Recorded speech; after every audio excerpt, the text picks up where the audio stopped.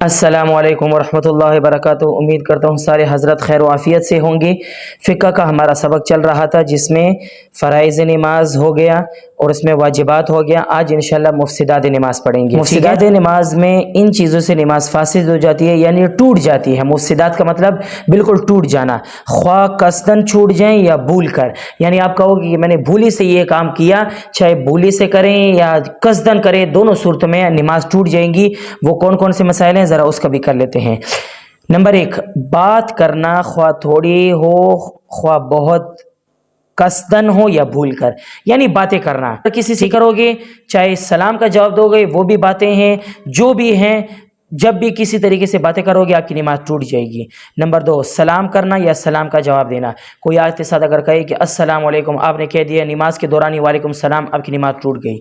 तीसरा है छींक के जवाब में यरहमुकल्लाह कहना। अब छींक के जवाब में यरहमुकल्लाह कहना तो चाहिए, लेकिन नमाज की हालत में अगर आप कहोगे तो आपकी नमाज टूट जाएगी। नंबर चार, रंज की खबर सुनकर इन्ना लिल्लाहि व इन्ना इलैहि राजिऊन पूरा या थोड़ा पढ़ना। अच्छी खबर सुनकर अल्हम्दुलिल्लाह कहना या अजीब खबर सुनकर सुबहान अल्लाह कहना। यानी अगर आप नमाज में खड़े, किसी ने आकर कह दिया कि भाई फला का वीज़ा लग गया, आपने कह दिया अल्हम्दुलिल्लाह, इसमें भी आपकी नमाज टूट गई।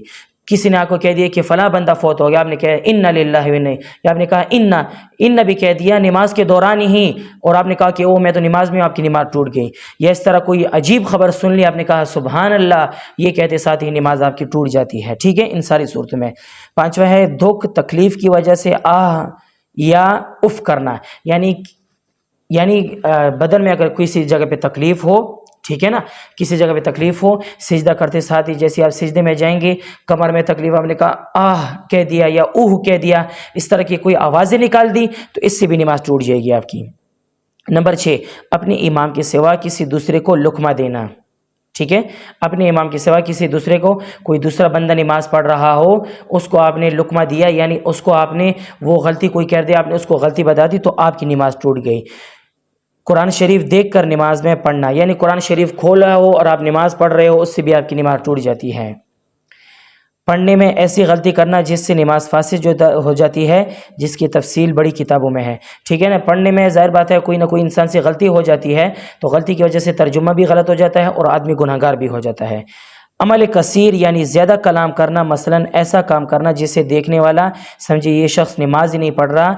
मसलन एक हाथ, दोनों हाथों में से कोई काम करना, जैसे नमाज के दौरान मिसाल के तौर पर नमाज पे खड़े हों, नमाज पे करते साथ हम यूँ करें, फिर ये यूँ करें, या टोपी सीधे करें, दूसरा बंदा ये कहे या तो ये नमाज, दूसरा बंदा ये समझे ये तो नमाज ही नहीं पढ़ रहा। हाँ, अगर बहुत ज़्यादा तकलीफ़ हो पहले तो नमाज में हिलना ही नहीं चाहिए, और अगर ज़्यादा तकलीफ़ हो तो फिर एक हाथ से करें, दोनों हाथ ना हिलाएं। लेकिन वो भी जब कहते हैं ना कि इतनी खारिश जिस जगह पे हो या किसी जगह पे हमारी ज़रूरत हो, वहाँ पर इतनी ही करना चाहिए कि जितनी हाजत हो, ज़्यादा नहीं करना चाहिए। लेकिन अगर आप दोनों हाथों यूँ करेंगे या यूँ करेंगे, कुछ करेंगे, दूसरा बंदा ये कहेगा ये तो नमाज ही नहीं पढ़ रहा, तो इसकी नमाज नहीं हुई, नमाज भी इससे भी टूट जाती है। या हम जो 5-6 जो शलवार सीधी करते हैं, ये भी नहीं करनी चाहिए। ठीक है, आगे देखें ज़रा।